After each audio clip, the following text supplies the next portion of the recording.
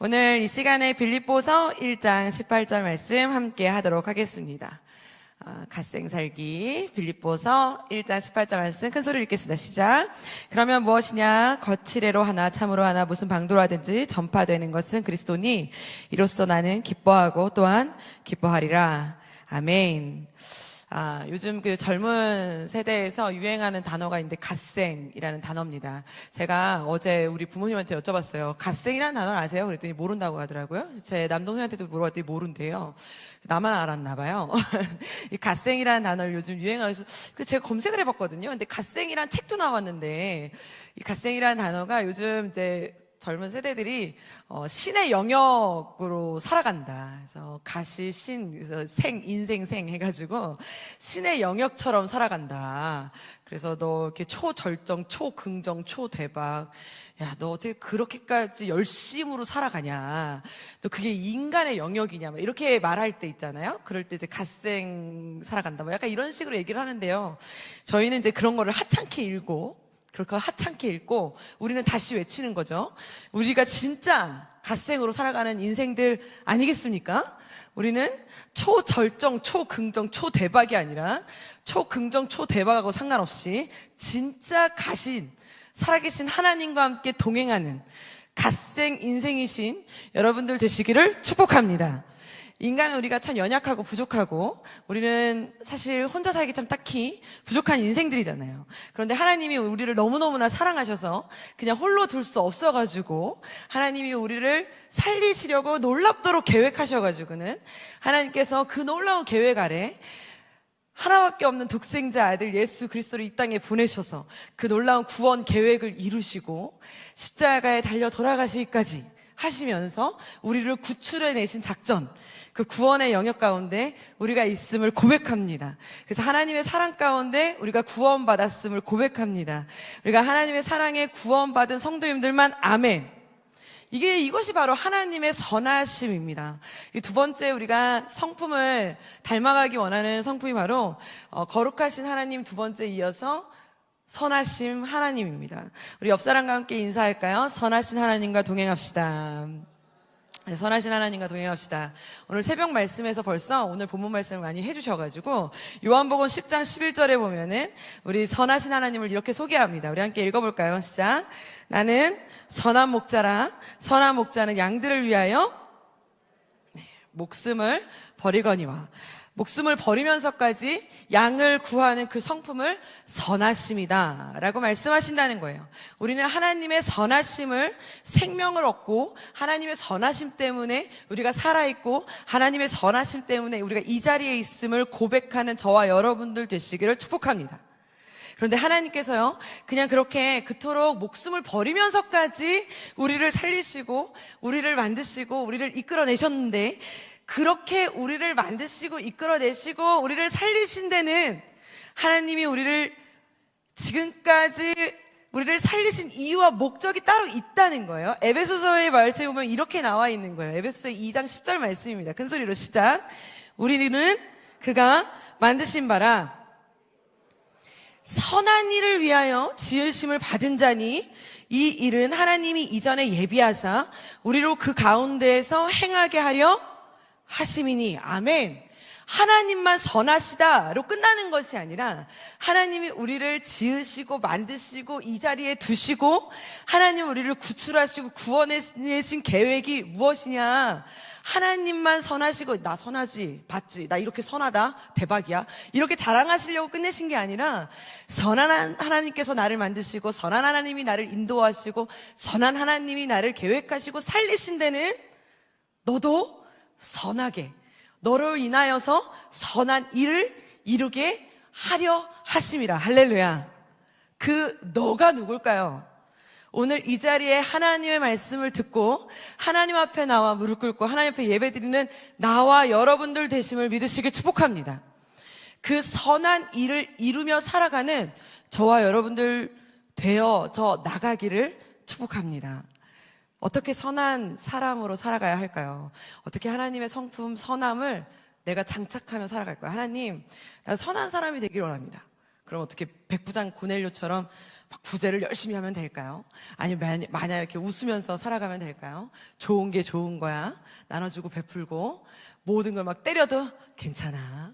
욕해도 괜찮아. 이러고 살아가는 게 정말 선일까요? 도대체 여기서 말하는 하나님이 우리에게 원하시는 선한 일을 이루며 살아가기 위함이라 하는 이 선한 게 무엇이냐 이겁니다.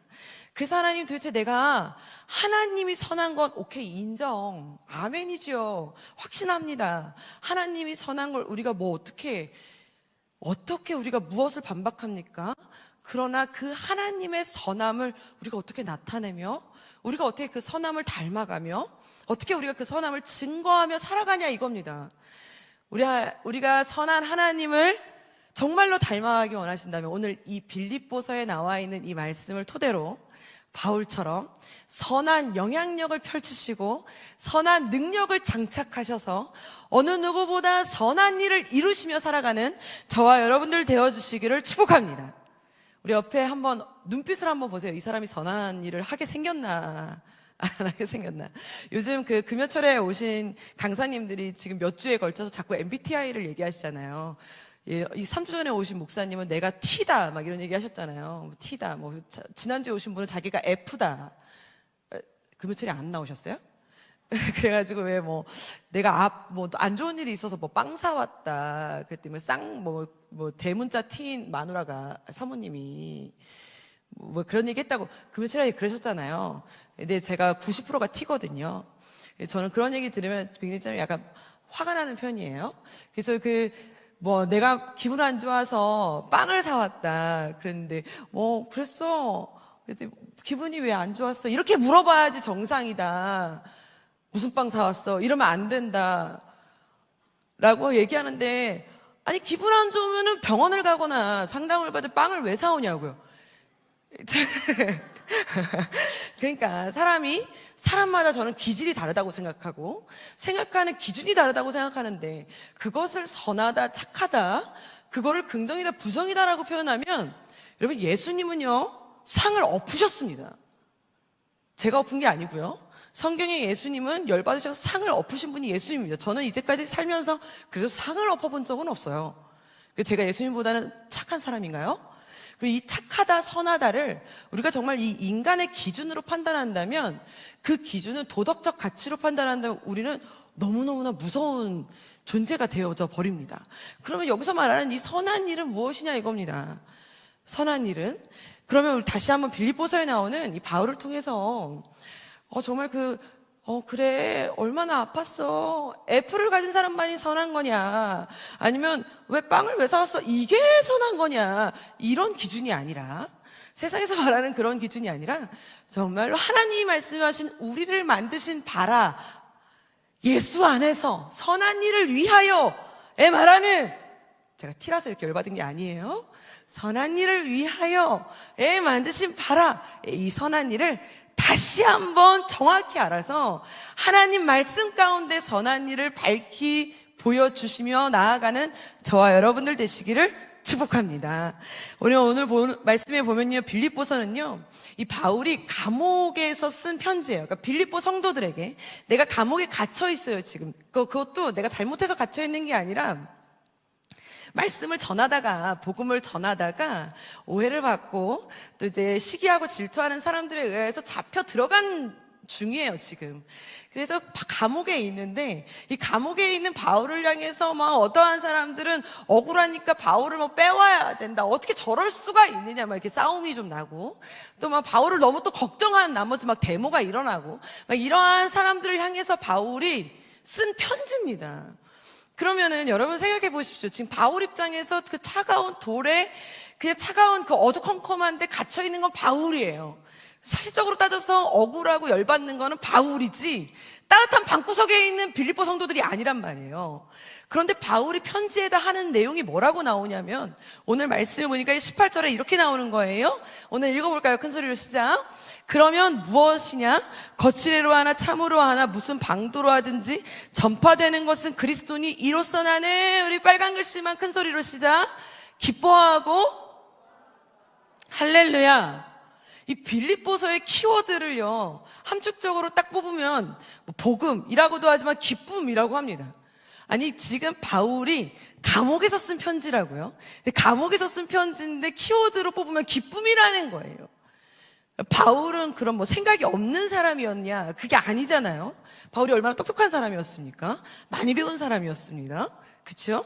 그리고 바울은 사실은 예수를 믿기 전에는 굉장히 높은 위치까지 올라갔던 사람이니까 사회성도 되게 좋은 사람이었을 수 있어요. 정치력도 좋은 사람이었어요. 그러니까 바울이 지식, 지혜, 환경적으로 딸리는 사람이 아니었단 말이에요. 그러니까 지금 내가 처해 있는 위치가 어떤 위치고 환경이 지금 어떤 상황인지 이해를 못하는 사람이 아니란 말이에요. 정신이 오락가락한 사람이 아니에요. 그런데 지금 감옥에 갇혀 있는데 하고 있는 말이 뭐라고 하고 있느냐면 기뻐하고 또한 기뻐하리라.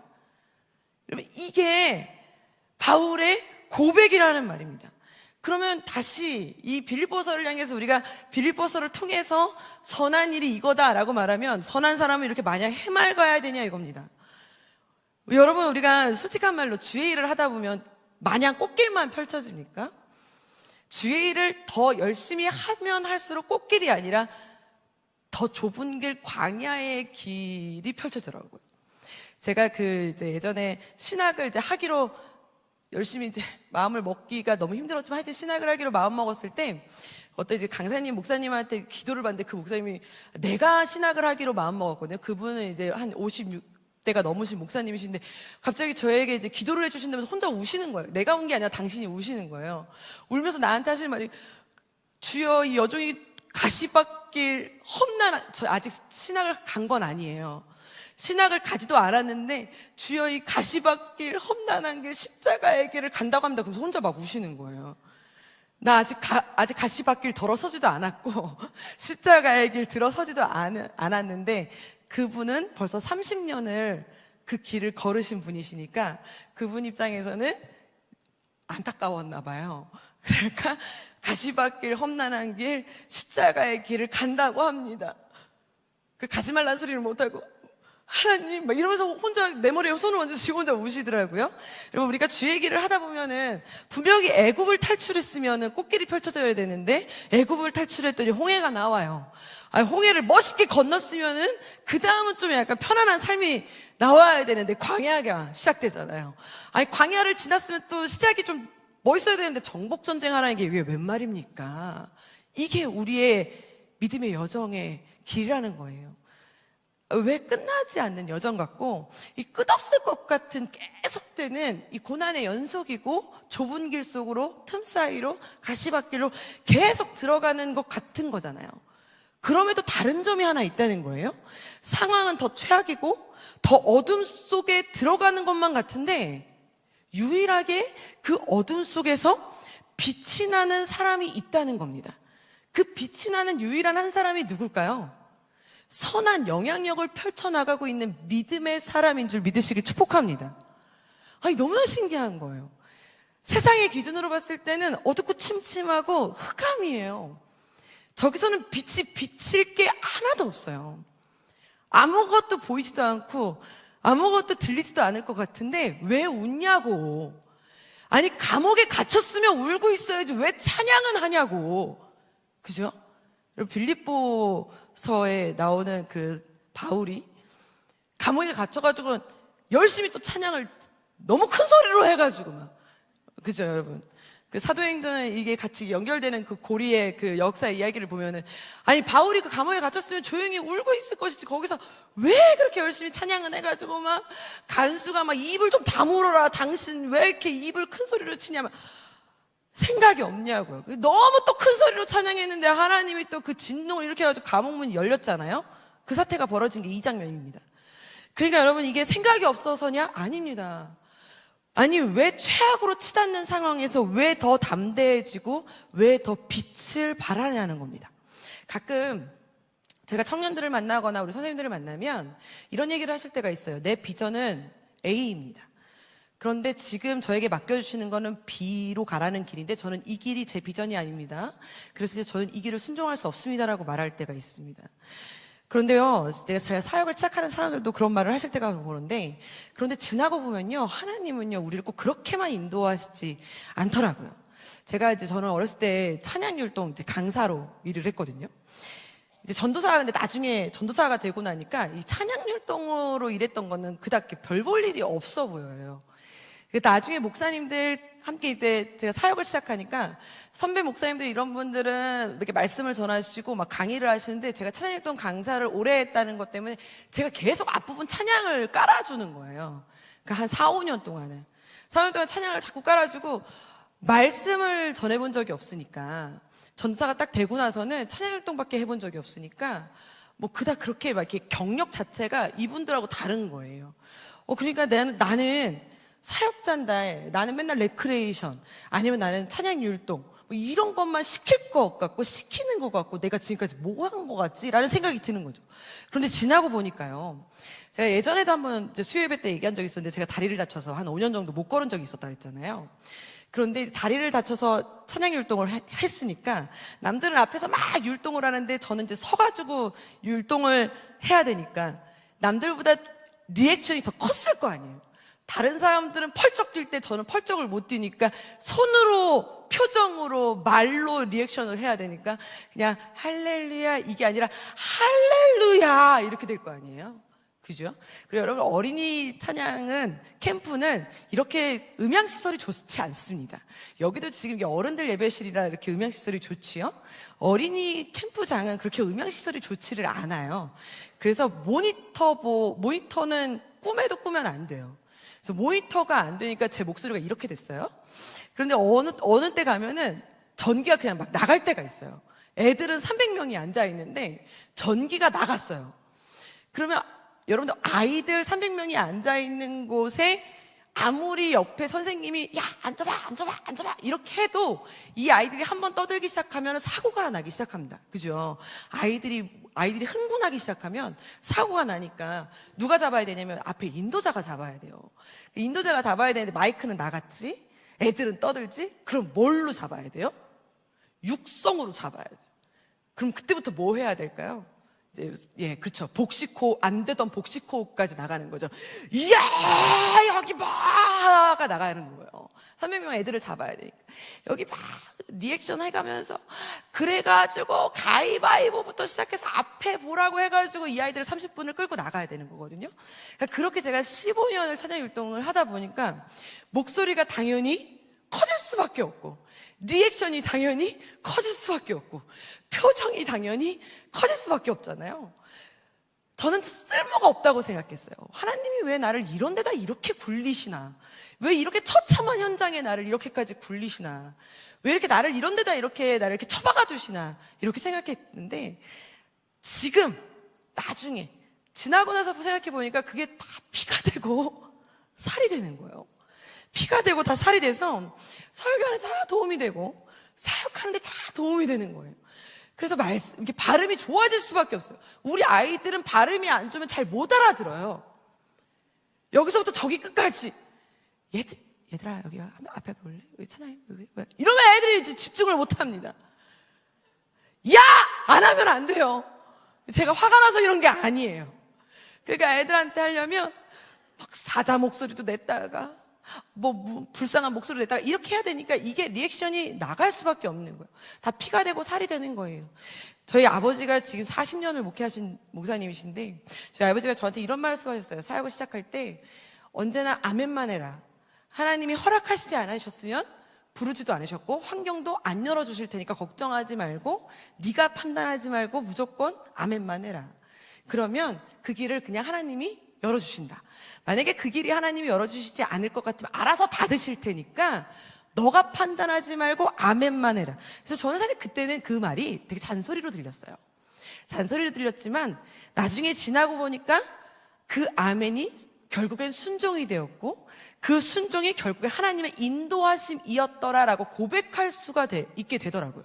근데 그것까지가 지나기까지가 너무 오랜 시간이 걸렸지만 그걸 깨닫기까지 오랜 시간이 걸리니까 이게 선하신 하나님의 인도하심이구나 라고 깨닫는 거잖아요. 양들은요 이 코앞의 상황밖에 볼 수가 없다고 하잖아요. 여러분 아시죠? 이 양의 특징이 코앞의 상황밖에 볼 수가 없어서 그냥 내 앞에 돌이 있으면 이게 너무 큰 장애물처럼 보이기도 하고 이 앞에 막 그냥 이 꽃길만 있으면 이 앞이 가장 가장 좋은 거라고 생각하고 글로 막 달려들기도 한다는 거죠. 그래서 무조건 양은 목자들이 인도해야 된다. 왜? 목자들은 저 멀리까지 보니까 이 길로 갔다가는 끝은 낭떠러지야. 아무리 네가 여기서 평화롭고 편안하고 잔디밭이 있을지 모르지만 이 길 끝은 낭떠러지야. 그럼 이 길로 가면 돼요? 안 돼요? 안 돼요. 어떻게 해서라도 옆길로 피하게 해야 됩니다. 여기가 조금 힘들고 좁은 길일지 몰라요. 그 끝이 무슨 길이에요? 꽃길이야. 그 멀리 보시는 선한 목자께 되신 하나님께서 우리보다 더 멀리 보시고 더 깊이 보시고 우리 모든 계획 가운데 보시는 하나님이 코앞에 밖에 볼 수 없는 나를 인도하시는 줄 믿으시길 축복합니다. 그분이 바로 우리의 선한 목자 되신 하나님이신 줄 믿으시길 축복합니다. 그러니까 빌립보 교회 성도님들은 이 코앞의 상황만 보니까 아니 어떻게 바울이 이럴 수가 있느냐, 가서 데려와야 된다, 우리가 싸워야 된다, 전쟁을 일으켜야 된다, 뭐 가가지고 어떻게 끌어와야 된다, 이거는 투서를 보내야 된다, 막 이렇게 그러면서 막 이렇게 싸움이 나기 시작하더니 막 둘이 갈라져서 막 패로 싸우고 막 이게 그래가지고 뭐 A란 당은 나가고 막 B란 당은 막 이렇게 막 약간 분쟁이 일어나기 시작한 겁니다. 그러한 분쟁이 일어나기 시작한 그 빌립보 성도들을 향해서 바울이 그렇게 말을 하고 있는 거예요. 우리 18절 말씀을 다시 한번 읽어보면 빨간 글씨에 이렇게 나와요. 우리 한번 읽어볼까요? 큰 소리로 시작. 그러면 무엇이냐? 거칠애로 하나? 참으로 하나? 무슨 방도로 하든지 할렐루야? 이렇게 말씀하고 있는 겁니다. 이게 누가 하는 말이에요? 이 바울이 하는 말이에요. 여러분, 우리가 선한 일을 하려면 내 안에 있어야 되는 가장 첫 번째 있어야 되는 이 성품이 무엇이냐면 우리의 공과에 나오는 주제어가 긍정이다라고 표현하더라고요. 긍정을 갖고 있어야만 선한 영향력을 펼친다는 거예요. 그런데 그 긍정이 좋은 게 좋은 거야. 그렇지, 좋은 게 좋은 거야. 그런데 그 좋은 게 좋은 거야의 그 좋은 게 좋은 게 뭐 어떤 게 좋은 거냐면 바로 이걸 말한다는 거예요. 오늘 다시 한번 18절 말씀, 무엇이냐? 거칠애로 하나? 참으로 하나? 무슨 방도로 하든지 우리는 알 수 없다는 겁니다. 내 생각이 맞아, 내 판단이 맞아, 지금 가는 길이 맞아, 이게 맞아가 아니라 네가 말하는 게 맞아가 아니라 거기 다음 구절에 보면 뭐라고 나옵니까? 우리 다시 한번 18절 말씀 보면 읽어볼까요? 큰 소리로 시작. 그러면 무엇이냐? 거칠애로 하나? 참으로 하나? 무슨 방도로 하든지 하면서 뭐라고 나오나요? 전파되는 것은 할렐루야. 전파되는 것은 그리스도니. 긍정은 다 좋아, 그냥 다 좋은 게 좋은 거야 로 끝나는 그 긍정을 말하는 것이 아니라 여기서 말하는 긍정은 선한 긍정이라는 거예요. 그 선한 긍정이 무엇이냐? 전파되는 것은 다 그리스도니. 여러분, 분명히 우리가 살아가다 보면요 선택의 기로에 쓰게 됩니다. 그런데 이 선택의 기로에 쓸 때 그냥 살아가다 보면이 아니라 작은 선택에서부터 큰 선택까지 계속 선택 앞에 우리는 계속 서 있어요. 그냥 말할 때도, 사람 만날 때도, 무엇인가를 결정할 때도 우리는 언제나 그냥 선택 앞에 서 있거든요. 그런데 그 선택의 기준에 있어서 무엇이 기준이 되느냐? 예수 그리스도가 기준이 돼야 된다는 말씀입니다. 우리 믿는 성도님들만 아멘. 전파되는 것은 그리스도니. 이거면 끝난다는 거예요.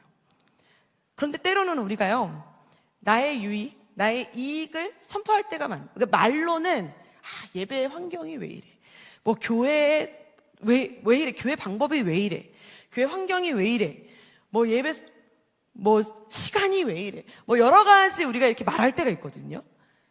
그런데 그 자세히 들어보면은 다 나의 편함과 나의 기준과 아니면 나의 경험에서 우러나오는 말이지 그게 진짜로 하나님 나라를 이룰 수 있는 말이냐 아니면 하나님 나라를 그걸 통해서 하나님 나라가 전파될 것이냐의 기준에 해당되는 선택이냐는 다시 한번 따져봐야 된다는 거예요.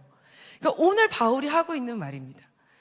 지금 너희들이 그렇게 열심히 싸우고 있고 너희들이 열심히 따지고 있고 이야기하고 있고 내가 지금 이렇게 감옥에 들어와 있는 것 때문에 열이 받아 있는데 알았는데 지금 그렇게 열받아 있는 것이 정 때문이냐 너희 편함 때문이냐 아니면 예의 때문이냐 정말 하나님 나라 때문이냐 묻고 있는 겁니다. 우리가 주의 일을 하다 보면, 아니요, 그냥 살아가다 보면, 그냥 인생을 살아가다 보면 누군가를 만나서 대화를 할 때도 이것이 나의 유익 때문인지, 나의 편함 때문인지, 나의 이익 때문인지, 아니면 나의 명예 때문인지, 진짜 예수 그리스도의 전파 때문인지 한 번쯤 매번 고민해야 된다는 거예요. 우리의 긍정은, 우리의 선한 일은 이 고민에서부터 시작된다는 겁니다. 제가 사역을 하면서 가장 조심해야 될 때가 언제냐면, 하면서 우리가 항상 사역은 준비되어지잖아요. 우리가 무슨 일을 할 때, 교회 일을 할 때도. 근데 준비할 때는 정말 주님 앞에서 준비를 굉장히 열심히 하잖아요. 기도로도 준비합시다. 기도할 때도 막 하나님 이 일을 행하게 하옵소서 막 이러면서 기도로 준비하고, 기도로 막 한 달 동안 기도로 준비하고, 기도로 회의하고, 기도로 묵상합니다. 그런데 가장 중요한 행사 딱 시작하는 생방송 날, 예배가 시작하는 시작부터는 하나님께 잘 안 맡겨요. 그때부터는 내 기준과 내 생각과 우리가 계획한 대로 움직이지 않으면 그렇게 화가 나고 그렇게 열이 받아요. 그 전에는 모든 걸 다 하나님께 맡깁니다. 하나님 함께하여 주시옵소서. 하나님 이 모든 계획을 주님께 온전히 맡깁니다 해놓고서는 일단 생방송이 딱 시작되고, 캠프가 딱 시작되고, 아니면 예배가 딱 시작되잖아요. 그 다음부터는 하나님께 맡깁니다가 아니라 왜 준비된 대로 안 해왔어? 왜 이거 안 가져왔어? 뭐야, 왜 5분 늦어? 막 이래요. 그러면 제가 이제 우리 그 예전에 있을 때 별일 아닌데도 그 전까지 막 기도로 막 준비해요. 열심히 준비해요. 준비는 열심히 해야 됩니다. 우리가 정말 밤새가면서 준비를 열심히 해야 되지만, 딱 시작했어요. 근데 간식을 준비하시는 우리 선생님이 그날따라 늦잠을 주무셨어요. 그래서 간식이 안 와버렸어. 여러분, 우리 아이들의 예배에 간식은 꽃입니다. 간식이 없어서는 아이들은 힘들어요. 근데 간식이 안 오니까 막 선생님들이 막 어머 어떻게 간식이 안 왔어? 막 이렇게 된 거예요. 그럼 간식이 안 왔어도 예배는 시작돼야 되고, 간식이 안 왔어도 우리 아이들은 오고 있습니다. 그러면 아이들이 오면 아이들을 맞이하는 우리 선생님들의 표정이 어떻게 해야 될까요? 왔어. 여기까지 오는데 얼마나 힘들었어. 오빠 사촌 얼마였어. 이렇게 하면서 예배하고, 이제 예배 준비하자 하면서 찬양을 하고 막 율동을 해야 되는데, 얘네가 오든지 말든지 얘네하고 지금 상관이 없어. 선생님 앞에 간식 안 와? 전화해봐 빨리. 깨워. 간식. 이것만 하고 있으니까 애들이 지금 내가 온 게 지금 중요하지 않고, 선생님들이 막 간식 때문에 내가 왔는데도, 그러니까 내가 옆에서 보면서 지금 이 예배는 아이들을 위한 예배인가? 간식을 위한 예배인가? 별로 제가 그닥 그렇게까지 중요하게 생각하지 않았었는데, 그때 그걸 보면서 우리가 주의 일을 한다는 게 도대체 무엇을 위함인가? 라는 생각이 들 때가 있더라고요. 회의감을 느낄 때가 있더라고요. 근데 때로는 제가 지금 되게 작은 것을 가지고 예화를 들었지만 이럴 때가 되게 많아요. 지난주에 저희가 영유아부에서 처음으로 찬양인도하는 우리 선생님이 2부에서 찬양인도를 시작하셨어요. 20살 선생님이 찬양인도를 하셨어요. 제가 찬양인도 강사 출신이라고 했잖아요. 그러니까 얼마나 민감하겠습니까? 찬양인도를 하는데 이 친구가 찬양인도를 처음 하다 보니까 얼마나 떨렸겠어요? 찬양 한 곡하고 1분 동안 이야기를 하는 거예요. 또 찬양 한 곡하고 또 1분을 얘기하는 거예요. 내가 지금 설교하는 거야? 찬양을 하는 거야? 이럴 정도로 혼자 찬양하고 1분 하고, 왜냐면 떨려가지고 주저리 또 그러더니 나중에는 아예 마지막 곡 하기 전에는 자기가 이 찬양 인도를 하게 된 계기에 대해서 혼자 막 간증을 시작했어요. 간증을 혼자 막 시작하더니 막 우는 거예요. 영유아부 예배거든요. 영유아부 예배인데 갑자기 막 울면서 갑자기 울더니 마지막 찬양을 혼자 울다가 찬양을 못할 정도로 우는 거예요. 그냥 엄마 아빠들 이게 무슨 시간인가 그럴 거 아니에요? 그 막 우는 거예요. 아마 제가 15년 전에 우리 부서 찬양 인도자였으면 아마 가가지고 마이크 뺏었을 겁니다. 내려가 했을 겁니다. 근데 그게 너무 이쁜 거예요. 지금은 아이고 애썼다, 고생했다. 얼마나 이뻐요? 첫 찬양 인도하는 저게 아마 잊혀지지 않을 겁니다. 그 친구한테는. 그러니까 얼마나 이쁠 거예요. 근데 예전 같았으면 저거를 끌어내 말어. 저 마이크를 내가 잡아와? 저걸 어떻게, 이런 생각만 했을 거예요. 그건 그닥 중요하지 않잖아요. 이 예배의 그냥 전체 흐름, 앉아있는 아이들, 이 모든 것이 그냥 주의 은혜로 흘러가기만 하면 되는데, 내가 생각의 기준에 잡혀있는 찬양의 그 기준, 인도할 때의 그 기준, 이게 만약에 내 안에 있는 것이 먼저였다면 저는 그때 끌어내렸을 겁니다. 내려가, 그냥 괜찮아, 그랬을 겁니다. 여러분, 우리가 정말 중요한 게 무엇이냐면 그 전까지는 정말 기도로 열심히 준비해야 됩니다. 그러나 정말 마지막 결론은 하나님이 하십니다. 우린 다 할 수 없습니다. 근데 거기까지가 너무나 힘듭니다. 거기까지만. 하기 싫어도 하나님 나라에 유익이 된다면 그 길에 순종할 수 있습니까? 라고 물어본다면 아마 여기서 아멘 하실 분들 많을 겁니다. 아유, 하기 싫어도 그 길이 주의 일이라면 아멘. 그거는 여기 수요 예배 나오실 정도 성도님들이면 아멘입니다. 그런데 반대로 정말 이건 내가 3개월을 준비했어. 이걸 하기 위해서 내가 정말 2년을 금식했어. 이걸 위해서 내가 얼마나 많은 우리가 이걸 위해서 이 공동체가 얼마나 많은 노력을 했는지 알아? 얼마나 많은 돈을 쏟아 부었는지 알아? 내가 이걸 위해서 얼마나 많은 노력을 했는지 알아? 근데 마지막에 하지 말래. 마지막에 멈춰지래. 마지막에 스톱. 하나님이 직접 내려오셔서 아니야 라고 하시면 참 좋겠잖아요. 근데 우리 하나님 그렇게 안 막으시거든요. 하나님이 막으신 것처럼 안 막으시고 환경이 막아지고 상황이 막아지고 관계가 막아지고 무엇인가 막아질 때 여러분 스톱하실 수 있습니까? 그때 그 마음은 멈추실 수 있어요? 쉽지 않습니다. 그때 내가 나의 유익을 따지는 것이 아니라 정말로 하나님의 방법, 하나님 나라를 전하는 것이 이게 아니라면 내 기준과 내 유익과 지금 내가 이걸 했을 때 손해가 얼만가를 따지는 게 아니라 하나님 나라의 유익이 아니라면 내 결정을 내려놓을 수 있는가? 이걸 우리가 한번 생각할 수 있는 힘, 이것이 바로 선한 일을 이루어 나가는 긍정의 힘인 줄 믿으시길 축복합니다. 우리가 이렇게 열심히 모여서 기도하고 우리가 이렇게 열심히 모여서 준비하고 이렇게 열심히 모여서 성경 공부를 했는데 하나님 어떻게 사람을 죽이실 수가 있습니까? 어떻게 이렇게 큰 사고가 일어나서 어떻게 이렇게 열심히 가장 열심히 내는 우두머리 한 사람을 사고를 통해서 이렇게 사람을 죽이실 수가 있습니까? 이런 고백을 누가 했을 것 같습니까? 초대교회 성도님들이 스데반이 죽었을 때 한 고백일 겁니다. 우리가 뭘 잘못했길래, 우리가 도대체 뭘 잘못했길래 하나님 우리의 리더인 사람 한 사람을 그것도 돌에 맞아서 길 한복판에서 죽이십니까? 하나님이 안 계신가 보네. 이러한 고백을 했을 겁니다. 여러분, 우리가 생각하는 거는 그냥 우리 앞에서 보기에는 좋은 건 하나님의 뜻이고 안 좋은 거는 이거는 사탄의 역사구나, 이럴 때가 있습니다. 그러나 우리는 다 몰라요. 우리는 한 치 앞밖에 볼 수가 없거든요. 그러나 우리보다 더 크게 보시고 더 멀리 보시고 더 깊이 보시는 선하신 하나님만을 묵상하시면 어둠 속에서도 그 밝게 비추시는 선하신 하나님만을 바라보실 수 있는 긍정의 힘이 생기실 수 있는 줄 믿으시길 축복합니다.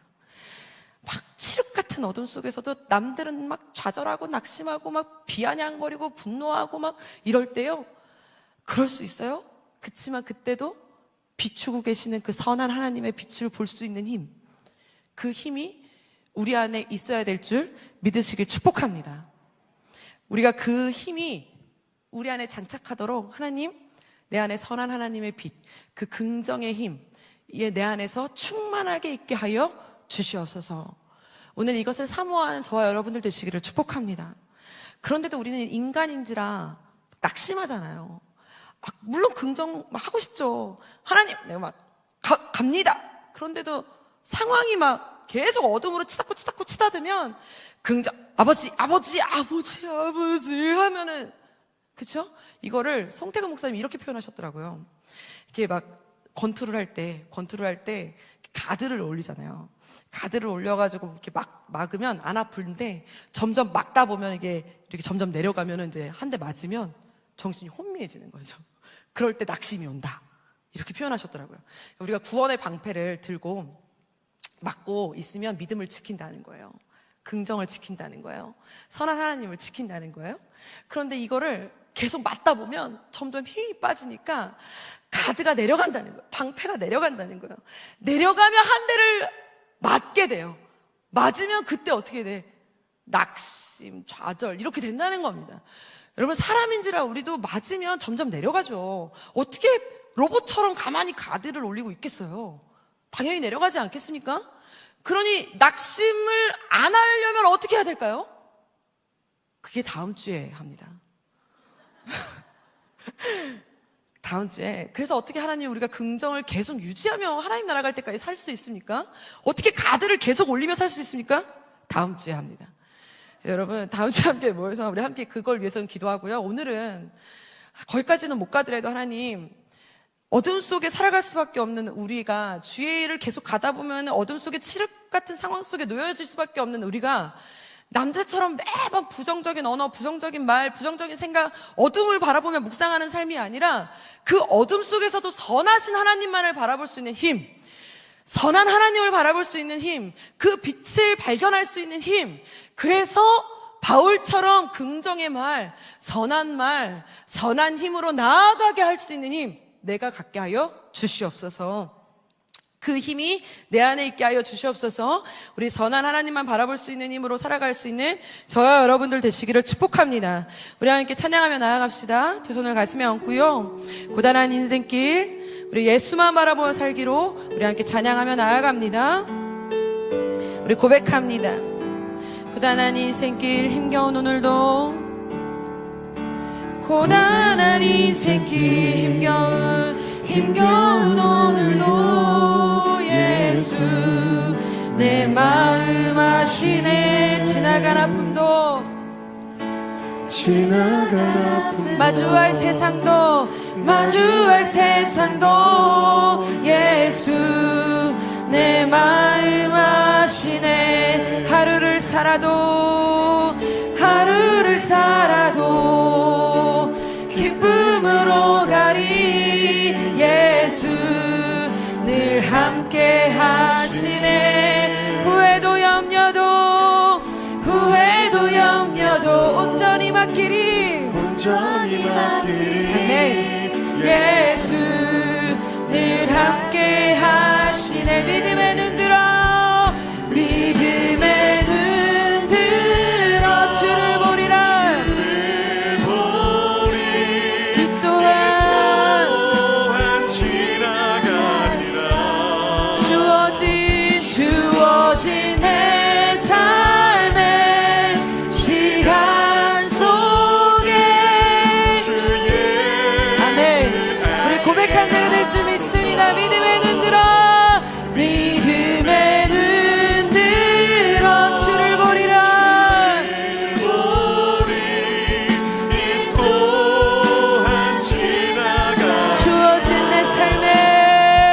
주어진 내 삶의 시간 속에. 아멘. 우리 선포할까요? 다시 한번 믿음의 눈 들어 주를 보리라. 이 또한 지나가리라. 주어진 내 삶의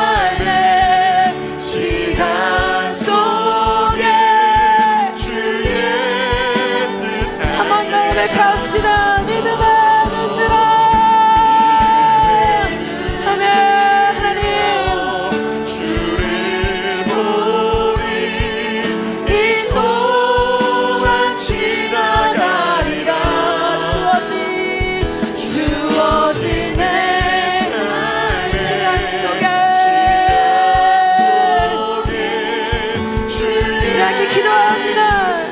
하나님, 내 상황과 내 환경과 내 앞에 놓여진 기준을 바라보는 것이 아니라 살아계신 하나님만을 바라보고 선하신 하나님만을 바라보며 생각하고 선하신 하나님만을 바라보며 고백하고 선하신 하나님만을 바라보며 걸어가는 우리가 되게 하여 주시옵소서. 세상에 선한 영향력을 펼치며 살아가는 우리가 되게 해달라고 주여 한 마음으로 기도하며 나아갑니다.